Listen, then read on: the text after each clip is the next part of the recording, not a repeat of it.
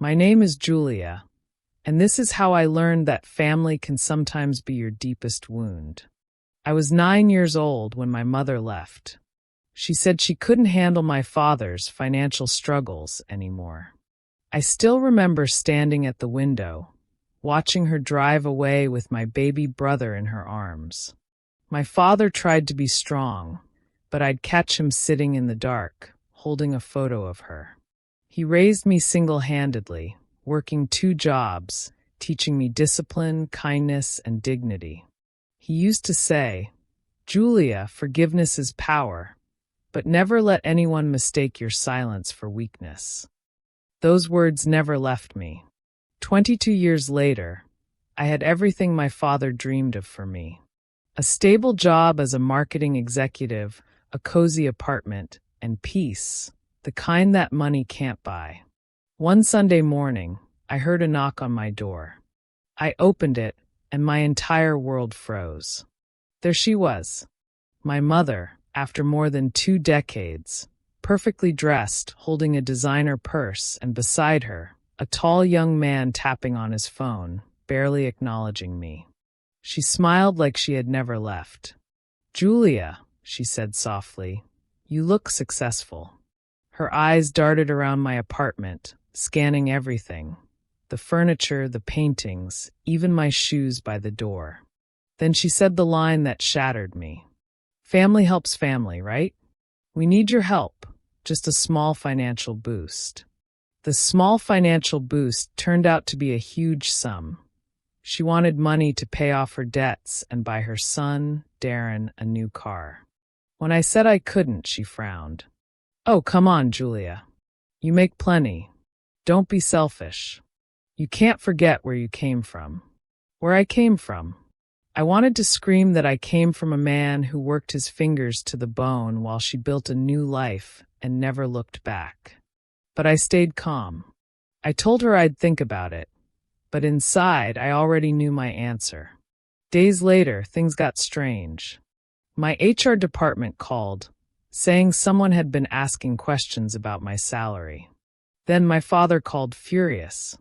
"Your mother called me. She said you refused to help your family." "Julia, what's going on?" I explained everything, but he went silent, not out of disbelief, but out of disappointment. He'd always known she'd try something one day. I blocked her number. Then she started showing up, at my office, at my gym, even at my church. Always with that same fake smile. "Julia, family doesn't turn its back on each other," she'd say loudly, so people could hear. One afternoon, she cornered me at a cafe where I often worked.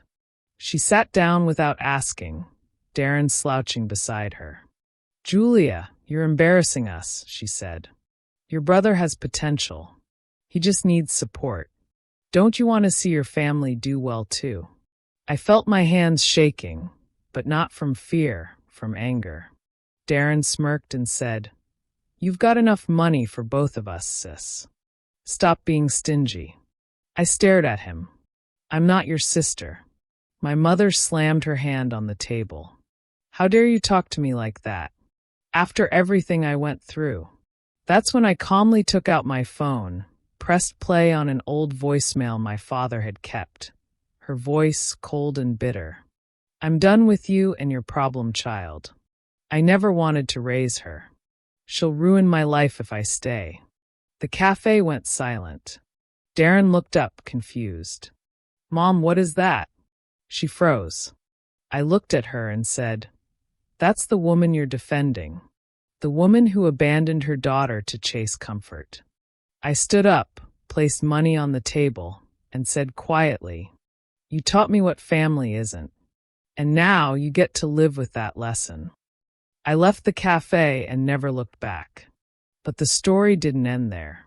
A week later, my company's legal team informed me that someone had tried to hack into my payroll account using my father's old email. Guess whose name came up? My mother's. I didn't press charges. I simply forwarded the evidence to her employer, the same company she'd been bragging about. She lost her job within days. Months passed. My life returned to peace. One day, I got a message from Darren. It said, "I didn't know everything. I'm sorry." I didn't reply. Because forgiveness doesn't always need an audience. Sometimes it's enough to just move on. My father and I visited my mother's old neighborhood a year later. Her house was empty. She had moved again, running from consequences just like before. I placed flowers on our doorstep and whispered, "You were right, Dad. Silence isn't weakness. It's power." And for the first time, I felt something better than revenge, peace. Moral of the story. Sometimes family isn't defined by blood, but by loyalty, respect, and truth. And the sweetest revenge isn't making them pay. It's watching karma do it for you. Remember that what goes around surely comes around. If you enjoyed this story, don't forget to leave a like, share, and subscribe to the channel for more stories like this. Thanks for watching.